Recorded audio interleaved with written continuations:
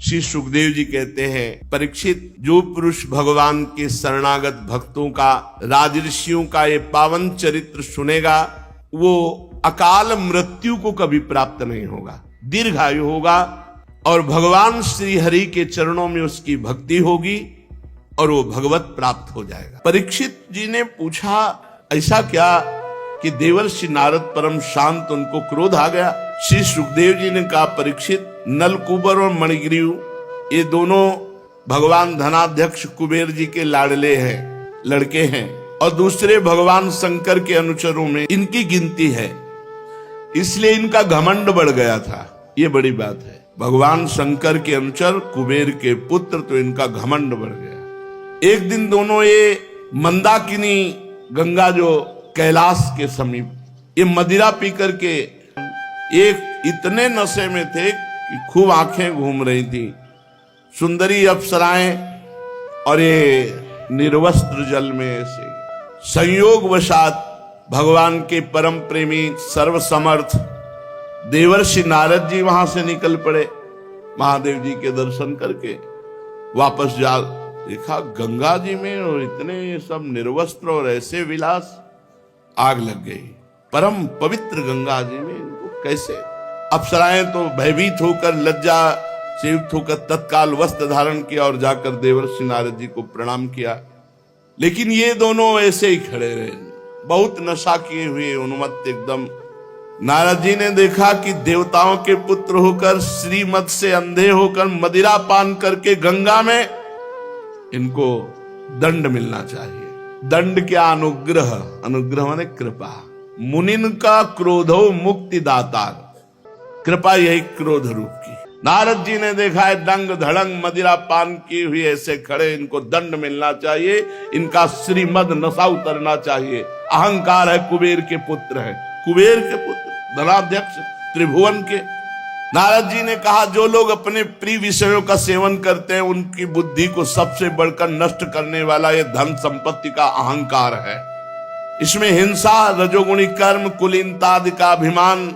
देवर्षि नारद जी कह रहे, जो इस शरीर को अपना आत्मा मानकर दूसरों को कष्ट पहुंचाएगा, उसके प्राण लेगा, उसको महान दुर्गति भोगनी पड़ेगी। ये धन के अहंकार से युक्त हो चुके हैं, इनको दरिद्रता का अंजन लगाना पड़ेगा, क्योंकि दरिद्र प्राणी कभी किसी दूसरे को कष्ट नहीं पहुंचाता। जिसके शरीर में एक कांटा गड़ जाता है, वो कांटा की पीड़ा को जानता है, फिर वो दूसरे प्राणी को क्यों कष्ट देगा? एक कांटा गाड़ के छू, देखो कैसा लगता है, कैसे जीवों का।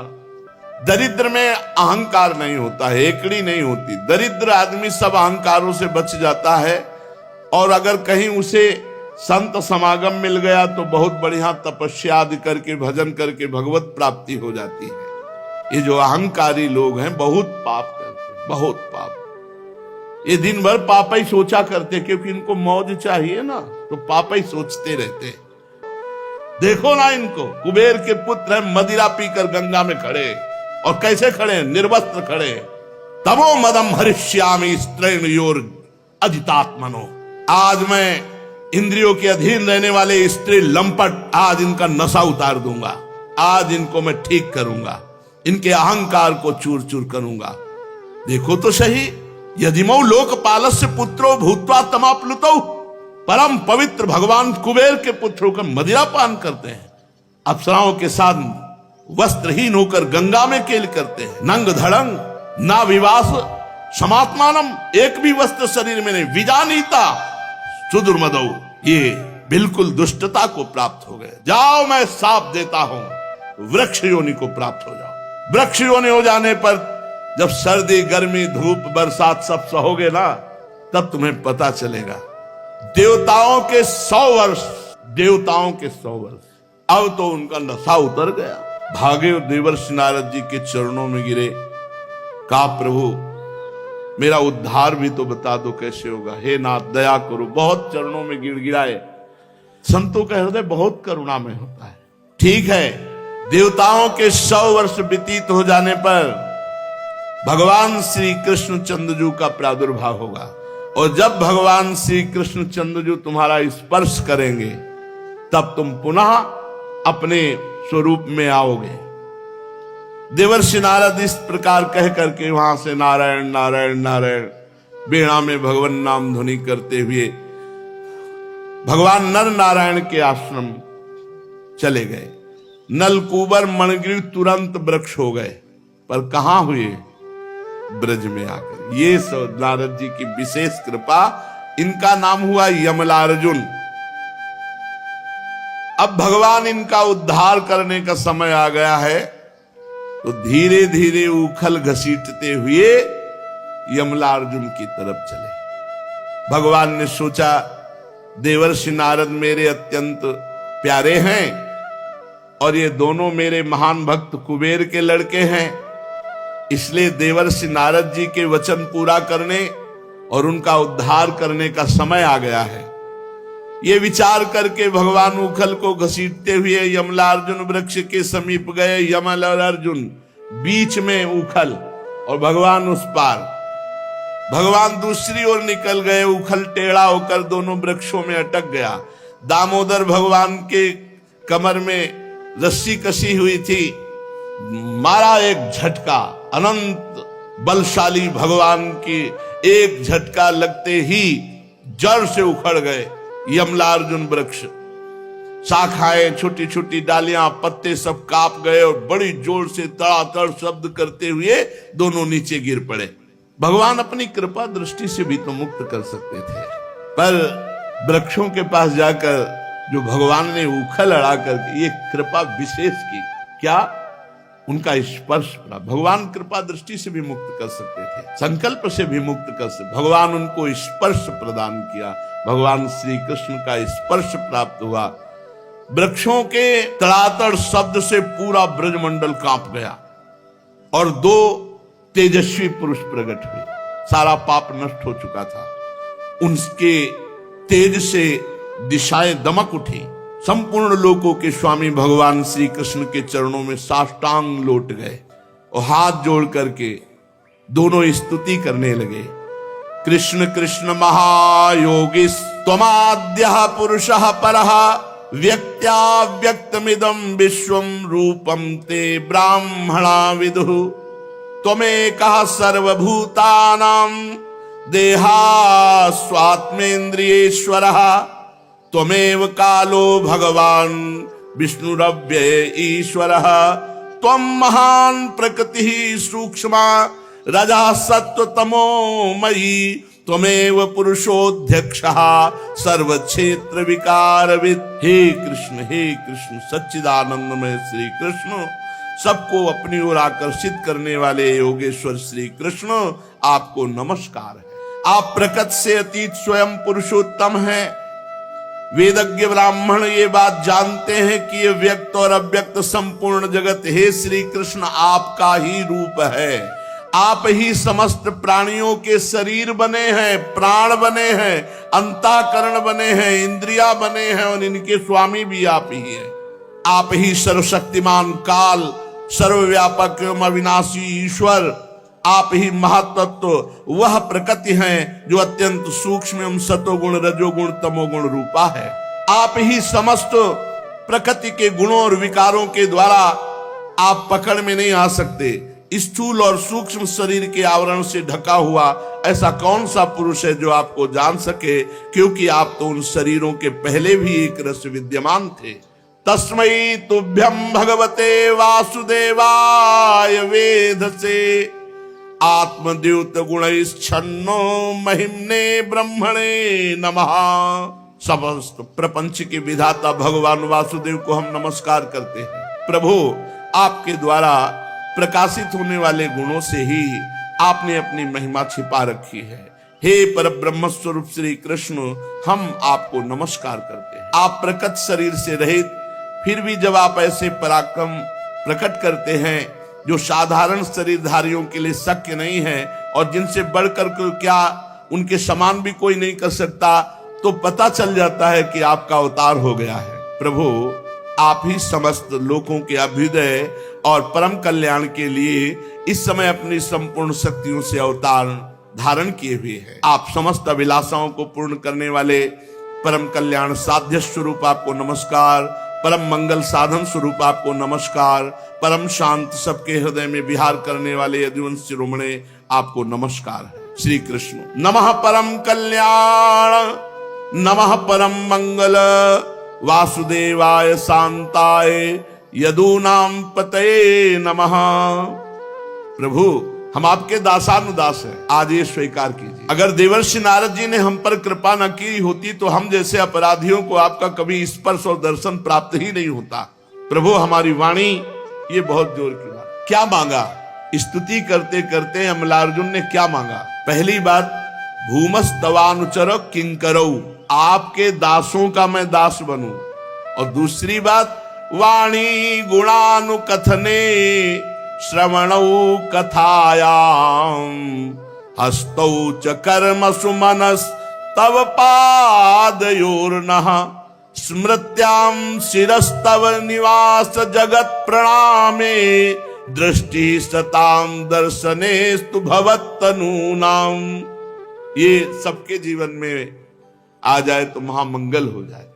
भगवान के दासों का दासत्व और वाणी सदैव आपके मंगलमय गुणों का वर्णन करती रहे, हमारे कान आपकी रसमयी कथा सुनते रहे, हमारे हाथ आपकी सेवा में रहे और मन आपके चरण कमलों की स्मृति में रम जाए। प्रभु, ये संपूर्ण जगत आपका निवास स्थान है। शिरस्तवो निवास जगत प्रणामे, सारा जगत आपका स्वरूप है, इसलिए हम पूरे जगत के जनों को प्रणाम करते। जैसे गोस्वामी जी कह रहे, सिय राम में सब जग जानी, करो प्रणाम जोरी जू पानी। प्रभु, सताम दर्शनेस्तु भवत्तनु नाम, ये संत आपका साक्षात स्वरूप है। राम जी सबरी जी से सातवीं भक्ति कह रहे, सातो सम मोहिमय जग देखा, मोते अधिक संत कर लेखा। और यहां कह रहे हैं कि ये संपूर्ण जगत आपका स्वरूप है। शिरस्तव निवास जगत प्रणामे, संपूर्ण जगत को आपका स्वरूप मानकर प्रणाम करते, पर आपका साक्षात स्वरूप तो भगवान से कह रहे कि संत जन है, प्रत्यक्ष आपका साक्षात स्वरूप है।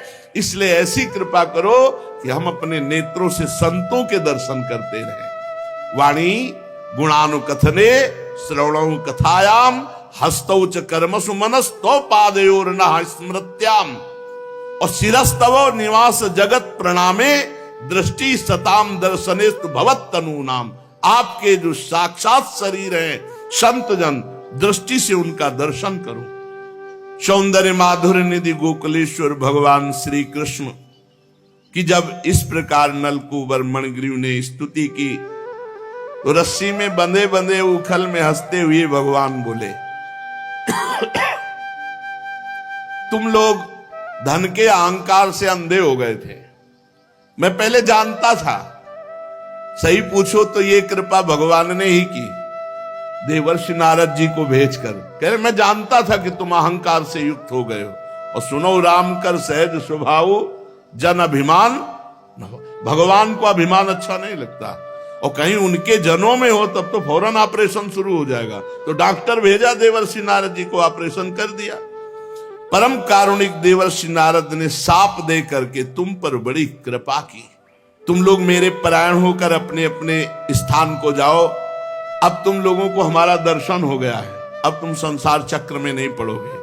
मेरी अनन्य भक्ति तुम्हारे हृदय में जागृत हो जाएगी। जब भगवान इस प्रकार उन दोनों को कहा, उन दोनों ने भगवान की 4 परिक्रमा की और बार बार प्रणाम किया और अंतर्धान हो। उखल में बंधे हुए सर्वज्ञ भगवान, पूरा ब्रज में वो शब्द गया था, तड़तड़ाहट क्या वृक्ष का, भागे सब उस आवाज की तरफ। और जब ये पता चला मैया को कि उखल सहित लाला नहीं है घर में, अरे तो पूछो, भारी व्याकुलता। हाय, मैंने ऐसा क्यों किया, क्यों उसे बांध दिया। वो तो उखल से, उखल में बांधा था, कहीं जाएगा नहीं, उखल सहित ले गया। अब तो और मैया व्याकुल। बाबा दौड़ करके सब ब्रजवासी वहां गए। ऐसा लगा कि जैसे बिजली गिर गई हो। सबके सब भयभीत होकर उधर गए तो देखा विशाल वृक्ष, बहुत समय से, अब देवताओं के 100 दिव्य वर्ष से वो खड़े थे, तो कितने बड़े होंगे। यमलार्जुन के वृक्ष जड़ से उखड़े पड़े थे। वहां पहुंचने पर अर्जुन वृक्ष गिरे हुए, उनके बीच में उखल में बंधे हुए श्री कृष्ण, और स्पष्ट कारण दिखाई दे रहा, दोनों उखल के किनारे फंसे हुए हैं वृक्ष में और बीच में श्री कृष्ण। लेकिन कोई सोच भी नहीं सकता है कि श्री कृष्ण ने वृक्षों को उखाड़ा है। ये सब सोच रहे कि ऐसी घटना कैसे हुई, ना तूफान चला ना आंधी चली, और ये दोनों वृक्ष कैसे जड़ से उखड़ गए। तो वहां जब उखल घसीट के ला रहे थे तो कुछ बालक देख रहे थे, पूरी लीला देखी। बालकों ने कहा, बाबा हम बताएं, ये जो दोनों वृक्ष गिरे कन्हैया ने गिराया है, ये कन्हैया का काम है। दोनों वृक्षों के बीच में इसने उखल फंसाया, और जब उखल फंस गया तो ऐसा झटका मारा कि दोनों वृक्ष उखड़ गए। और हमने इन दो वृक्षों में से दो दिव्य पुरुष निकलते हुए देखे जो बहुत चमक रहे थे। और बाबा वो बार बार इनकी दंडवत कर रहे थे, प्रार्थना कर रहे थे, कह रहे थे भगवान भगवान, ऐसा कह रहे थे। चल गोप बाल को, इतना छोटा कन्हैया इतने बड़े बड़े वृक्ष उखाड़ देगा? अरे एक नन्हा सा बच्चा जो घास उखाड़ नहीं सकता है वो वृक्षों को उखाड़ देगा? संभव नहीं है।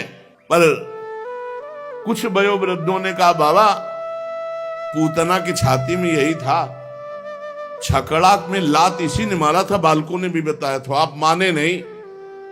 हो सकता है श्री कृष्ण में ऐसी कोई यौगिक सिद्धि हो जिससे ऐसा किया हो। अरे नंद बाबा ने कहा, तुम सब क्या बक रहे हो, मेरा बच्चा दौड़ वात्सल्य दौड़ के गए और बाबा ने रस्सी की गांठ उखल से खोली, छाती से लगाया, और यशोदा मैया से डांट कर कहने लगे, तुम्हें क्या सूझ गया है, लाला को ऐसे उखल में बांधना चाहिए, रस्सी में बांधना चाहिए, क्या कमी अपने घर में अगर माट फोड़ दिया दही। हम भैया तो आंसू बह रहे हैं कि गलती हो गई, लाला को कष्ट से बचा लिया हमारे भगवान नारायण ने, नहीं कहीं वृक्ष के नीचे दब जाता, ये नहीं पता साक्षात नारायण का अंशी ये श्री कृष्ण है। सर्वशक्तिमान भगवान को गोद में उठा लिया बाबा और मैया ने, बड़ा दुलार करते हुए ले गए गोष्ठ वृंदावन, गोपी वृंदावन और नवनिभृत निकुंज वृंदावन।